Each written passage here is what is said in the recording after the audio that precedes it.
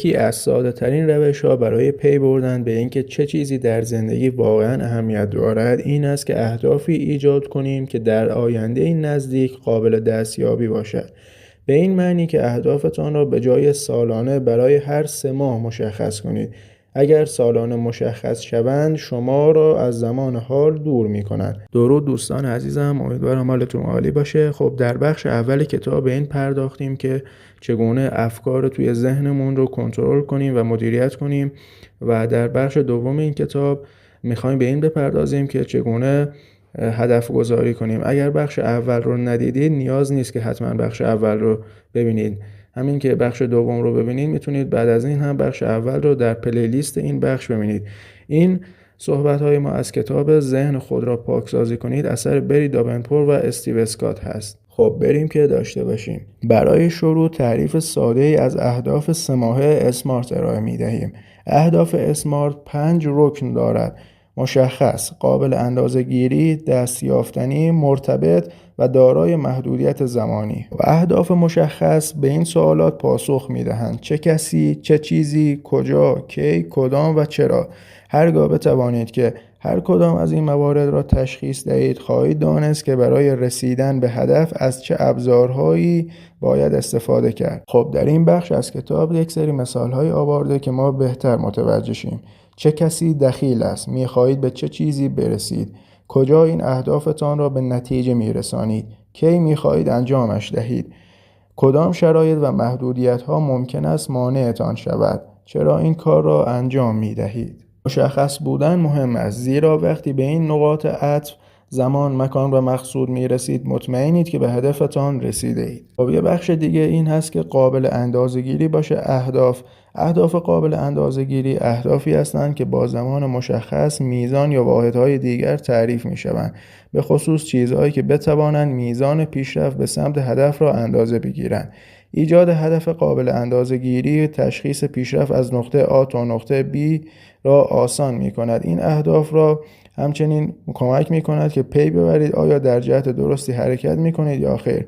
در کل یک هدف قابل اندازه‌گیری به سوالاتی که با چقدر شروع می‌شوند پاسخ میدن. مثلا سرعت چقدر است یا چقدر پیش رفتی. خب در اینجا منظور این است که اهدافی را که ما مشخص کردیم برای خودمون قابل اندازه‌گیری باشن، یعنی بتونیم بگیم که در اون هدف چند درصد پیشرفت کردیم، چه مقدار پیش رفتیم. در بخش بعد میگه که اهداف باید دستیافتنی باشد.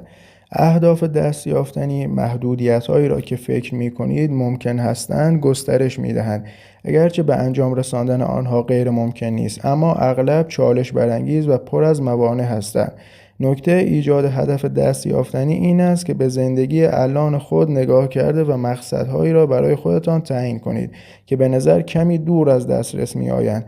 به این صورت حتی اگر موفق نشوید باز هم چیز مهمی به دست آورده اید. در بخش بعدی میگه که اهداف باید مرتبط باشن، یعنی اهداف مرتبط روی خواسته حقیقیتان متمرکزن. آنها دقیقاً برخلاف اهداف ناسازگار یا پراکنده هستند و با هر آنچه در زندگیتان اهمیت دارد در تقارن هستند، از موفقیت در شغلتان گرفته تا شادی در کنار افرادی که دوستشان دارید. در اینجا خب منظور این است که اهدافی که ما برای خودمون مشخص میکنیم با اون چیزی که واقعا خودمون میخوایم، با اون چیزی که خواست قلبی خودمون هست در یک راستا باشه. خب در بخش بعدی کتاب 6 مرحله آورده که این 6 مرحله اهدافی رو که میخوایم مشخص کنیم رو عملی تر میکنه. بریم ببینیم که این 6 مرحله چه هستن. خب مرحله اول، مشخص کنید که چه چیزی برایتان اهمیت دارد.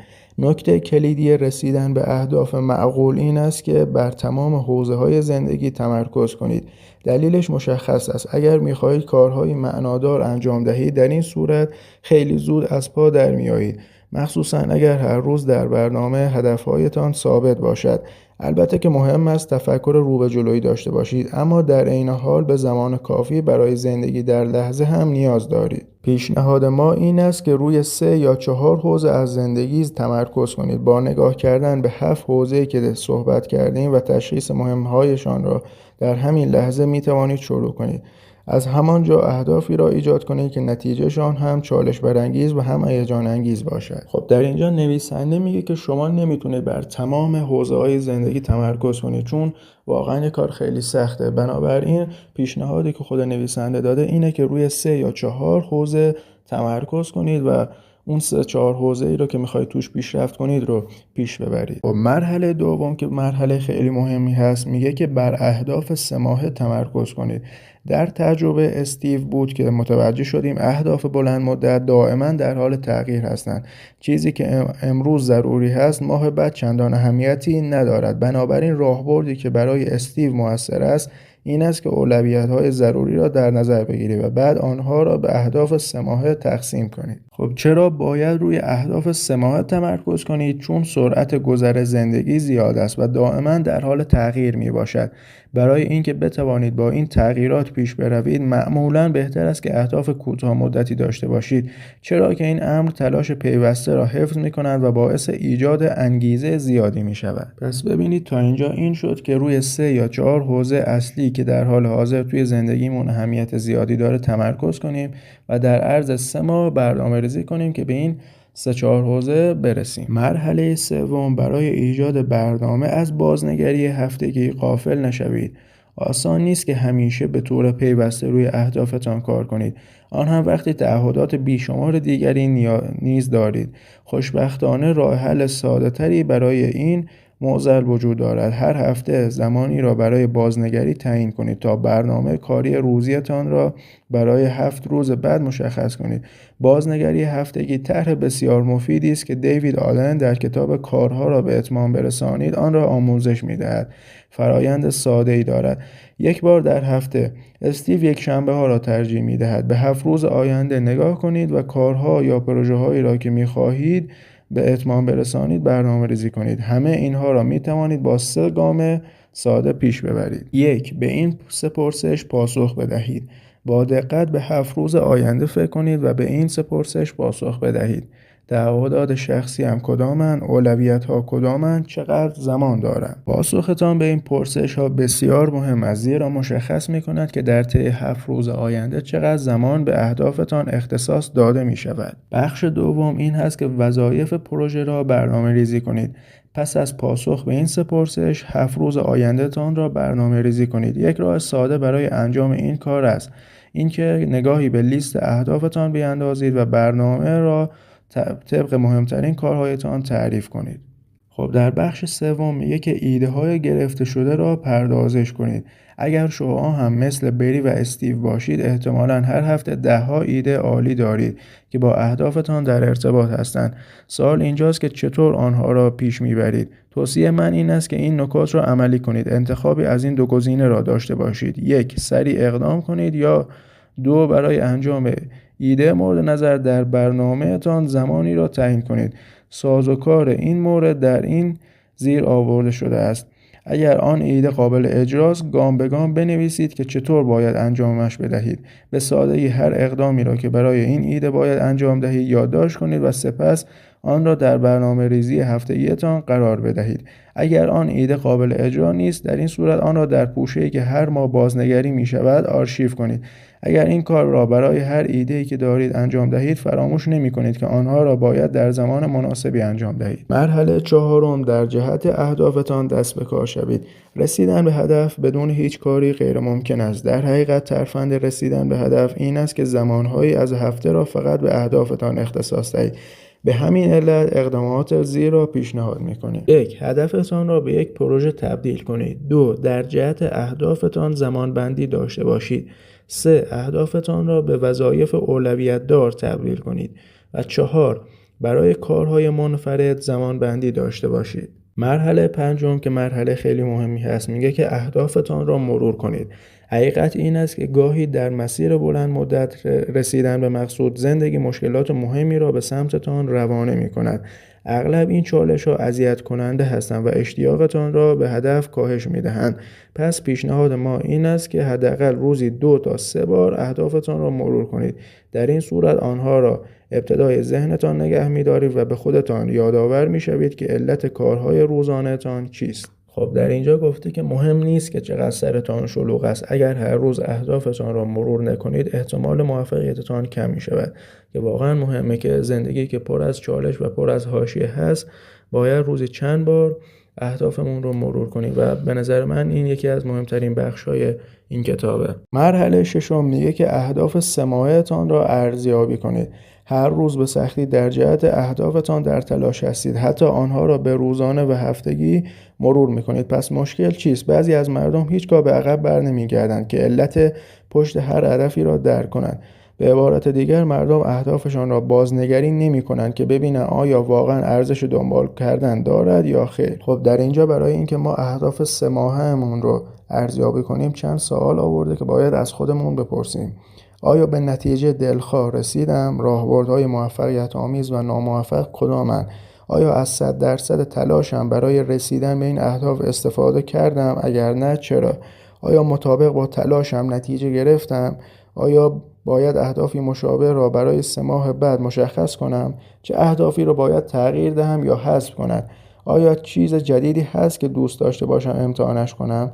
خب این سوالهایی رو هست که ما باید از خودمون بپرسیم تا اهدافمون رو ارزیابی کنیم. تاکید خیلی زیادی شده که ما حتما باید این 3 ماه یک بار این سوالات رو از خودمون بپرسیم. بنابراین من این سوالات رو روی صفحه گذاشتم، میتونید که اسکرین شات بگیرید و داشته باشید. بخش بعدی که واقعا بخش خیلی مهمی هم هست، این بخش میگه که بین اهداف و علایقتان ارتباط برقرار کنید. خیلی از مردم زندگیشان را با ناامیدی و خاموشی میگذرانند. صبحها با کمی احساس ترس، اضطراب یا ناراحتی بیدار میشوند. در محل کار احساس میکنند که به طور بهینه کار نمیکنند. از آنها آنطور که باید قدردانی شود نمیشود و تحت فشار زیادی هستند. وقتی به خانه میآیند از نظر ذهنی و بدنی احساس خستگی میکنند و فقط به اندازه مراقبت از بچه‌ها و درست کردن غذا و افتادن جلوی تلویزیون انرژی دارند. سپس صبح بیدار میشوند و دوباره همین کارها را تکرار میکنند. خب در اینجا تاکید خیلی زیادی شده برای اینکه ما زندگی تکراری نداشته باشیم و پر از نگرانی و قصه و غم نباشه. این هست که اهداف و علایقمان باید در یک راستا باشن. در اینجا مثال هایی میزنه که ما بهتر متوجه بشیم که علاقه‌مان را زندگی میکنیم منظور چیست. میگه که این موضوع را میتوان با چند مثال توضیح داد. هر روز صبح با شوق و ذوق برای کارهایی که میخواهید در آن روز انجام دهید از خواب بیدار میشوید.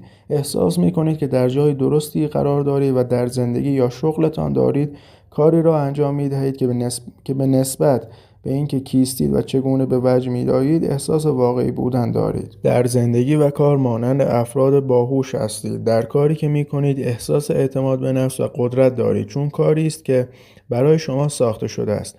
هدف یا معنای عمیق‌تری را تجربه می‌کنید یا حداقل به طور کلی احساس رضایت دارید. سرتاسر زندگیتان بهتر و روابطتان شادتر است، زیرا احساس رضایت و استقلال و آمادگی بیشتری در شغلتان دارید. و ببینید دوستان، پیدا کردن علاقه و تبدیل آن به بخشی از زندگی کاری نیست که یک شب اتفاق بیفته. پس بنابراین منم یک روش در 14 مرحله که از خانم داونپورت هست رو در ویدیو بعدی میذارم که میتونید با دیدن اون ویدیو علاقه خودتون رو پیدا کنید. پس میتونید چنل رو سابسکرایب داشته باشید تا ویدیوی بعدی رو که آپلود کردم با خبر بشید از اون ویدیو.